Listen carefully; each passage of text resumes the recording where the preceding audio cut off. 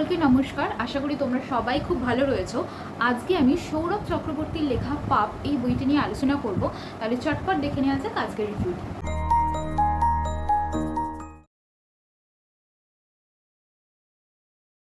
আজকের যে বইটি তার নাম তো তোমাদের আমি আগেই বললাম, পাপ। সৌরভ চক্রবর্তীর লেখা 160 পাতার বই। বেঙ্গল ট্রয়িকা পাবলিকেশন থেকে এটি প্রকাশিত হয়েছে। দাম সত্যি যথেষ্ট বেশি লেগেছে আমার, 300 টাকা বইয়ের দাম। আর এখানে মোট 8টি গল্প রয়েছে। আমি একে একে গল্পগুলোর কিছুটা তোমাদেরকে বলবো, যাতে গল্পের বইটা বা গল্পগুলোর সম্পর্কে জানতে তোমাদের সুবিধা হয়। প্রথম গল্পটা হলো ভীষণ ইন্টারেস্টিং একটা টপিক নিয়ে, সেটা হচ্ছে মনুষ্য দুগ্ধ বিক্রি করছে এমন কিছু অসাধু ব্যক্তি মা ব্র্যান্ড নাম দিয়ে। তো মানুষের এই দুধ যে কীভাবে বিক্রি করছে মা ব্র্যান্ড দাম দিয়ে, অনেক ডাক্তাররাও প্রেসক্রাইব করছে বয়স্ক থেকে বাচ্চা সকলকেই। তো এই ব্র্যান্ডটা শহরে হঠাৎ করে গজিয়ে উঠেছে এবং তারা কিভাবে তাদের প্রোডাকশন করছে কোনো জায়গায় কোনো খবর নেই, কেউ জানে না। তো অবশ্যই একজন সাংবাদিক ইন্টারেস্টেড হবে, একটা মহিলা সাংবাদিক, সে জানতে চাইবে এবং এই জালে ফেসেও যাবে। তাকে কিডন্যাপ করে সেই জায়গায় নিয়ে যাওয়া হবে যেখানে নাকি প্রোডাকশন হচ্ছে।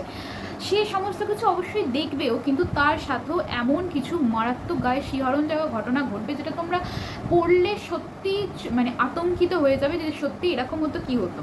এখানে বেশ কিছু সায়েন্টিফিক জিনিসও তোমরা জানতে পারবে গল্পটা থেকে। তো লাস্ট অবধি আদৌ সেই মহিলা সাংবাদিক যে সে কি বেরোতে পারবে, সকলকে বাঁচাতে পারবে, অথবা এই ব্যবসাটা কি আদৌ বন্ধ হবে, এই গল্পটা নিয়েই কিন্তু, এই টপিকটা নিয়েই কিন্তু গল্পটা, যেটা আমার সত্যি সত্যি বেশ ইন্টারেস্টিং লেগেছে। এরকম কোনো টপিক নিয়ে আমি এর আগে কখনো পড়িনি। সেকেন্ড যে গল্পটা বলছি আমি, সেটাও কিন্তু বেশ ভালো। এখানে একটা কেস রয়েছে যেটা রিওপেন করবে এমন একজন উকিল যাকে নাকি উকিল চত্বরে কেউ পাত্তাই দেয় না।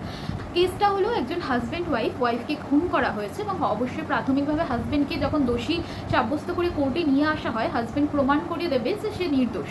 তার কিন্তু অনেক বছর পর আবার রিওপেন করা হলো। তাহলে সেই উকিলটা কী এমন খুঁজে পেল? এই গল্পের শেষটা কিন্তু ভীষণ একটা চমকানো ব্যাপার। তো আমার বেশ ভালো লেগেছে, এটা তোমরা পড়ে দেখো, বেশ ভালো লাগবে। আরেকটি গল্প নিয়ে তোমাদেরকে বলবো, এটা একটু অলৌকিক গল্প। এই গল্পটায় একটা পুরনো খেলনার দোকান, যেখান থেকে একজন বৃদ্ধ একটা পাজল কিনবে, ঠিক আছে, সেটাকে কিনবে একটা উদ্দেশ্যে। তার ছেলে কি করে মারা গেল, একটা ফাঁকা ফ্ল্যাট বাড়িতে একা থাকাকালীন তার ছেলে কি করে মারা গেল, তার কিছুদিন আগেই সে জানতে পেরেছিল এই পাজলটা নিয়ে। তো সেই পাজলটা যখন সে বাড়ি নিয়ে আসবে বৃদ্ধা, তার আসলটাকে সে জানতে পারবে এবং জানতে পারলে তার সাথে কি ঘটবে বা তার ছেলের সাথে কি ঘটেছিল। এটা কিন্তু বেশ দারুণ গল্প লেগেছে আমার। আরেকটা গল্প নিয়ে তোমাদেরকে বলি, সেটা হচ্ছে একটা বৈজ্ঞানিক গল্প বলতে পারো। এখানে 2050 সাল দেখানো হচ্ছে, যেখানে যেখানে বিজ্ঞানের যথেষ্ট উন্নতি ঘটিয়ে রোবট রাখা হচ্ছে হেল্পিং হ্যান্ডের জায়গায়। তো এরকমই একজন ভদ্রমহিলা অনেক কাজের চাপে তার 2 বাচ্চাকে কে সামলাবে, তার কাজে যাওয়ার সময় কে দেখে দেবে। তো হেল্পিং হ্যান্ডের জন্য সে একটা রোবট কিনে আনবে এবং রোবটটি সমস্ত কাজে পারদর্শী, সব ভাষায় কথা বলতে পারে, সব কাজ করতে পারে। কিন্তু মানুষ যে কখনো, মানুষের কাজ যে মানুষের বুদ্ধি, সেটা যে কখনো রোবট করতে পারে না। যতই আমরা অ্যাডভান্স হয়ে যাই, যত সালেই সেটা হোক না কেন, সেটার কিন্তু একটা বেশ প্রমাণ রয়েছে এবং এটার শেষে একটা কিন্তু ভীষণ মর্মান্তিক ঘটনা রয়েছে, যেটা তোমরা পড়লে সত্যিই মানে আতঙ্কিত হবে। আর একটা গল্প তোমাদেরকে বলবো, যার নাম হলো সুইসাইড টাওয়ার। এই গল্পটা বেশ অলৌকিক আর থ্রিলার মেশানো। এখানে একজন বন্ধু আর একজন বন্ধুর বাড়িতে গিয়ে গোছগাছ করার সময় একটা সোনার চেনওয়ালা ঘড়ি পাবে। সেই বন্ধুটা তার বন্ধুর পারমিশন নিয়েই বলবে যে এই ঘড়িটা আমাকে রাখতে দে। তো সে রাজি হয়ে যাবে এবং সেই ঘড়িটা সে রাখবে।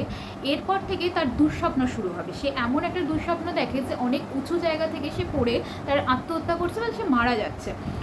এইটার যে হিস্ট্রিটা, সেটা খুঁজতে গিয়ে তাকে ইংল্যান্ড যেতে হবে এবং সেখান থেকে তোমরা জানতে পারবে যে শেষ অবধি কী হলো বা তাকে ইংল্যান্ড কেন যেতে হলো। তো এটা একটা বেশ অলৌকিক থ্রিলার গল্প। তো সর্বোপরি আমি যেটা ভিডিওর প্রথমে তোমাদেরকে বলিনি, এই বইটাই একটা অলৌকিক থ্রিলার গল্প নিয়ে। মোট 8টি গল্প রয়েছে। সকল গল্প বলা তো সম্ভব নয়, যে কটি আমার মনে আছে বা আমার বেশ ভালো লেগেছে আমি সে কটি তোমাদেরকে বললাম। তোমরা প্রত্যেকটা গল্প শুনে অন্তত এটুকু আন্দাজ করতে পেরেছে যে প্রত্যেকটাই বেশ নতুনত্ব রয়েছে গল্পে। একঘেয়ে গল্প বা আগে আমি কোথাও পড়েছি সেটার একটু অন্যরকম ছিল, এটা অন্যরকম, এটা কিন্তু একেবারেই না। পুরোপুরি 8টা গল্পই আলাদা। আর আমার বেশ ভালো লেগেছে 8টা গল্প। আমি তোমাদের সকলকে রেকমেন্ড করবো, অবশ্যই গল্পের বইটা কেনো, পড়ে দেখো, একেবারেই ঠকবে না। আমি সব লিঙ্ক দিয়ে দেবো ডিসক্রিপশন বক্সে, সেখান থেকে তোমরা চেক করতে পারো অথবা কলেজ স্ট্রিট থেকে তোমরা নিতে পারো। আমার আজকের গল্প এতটুকুই।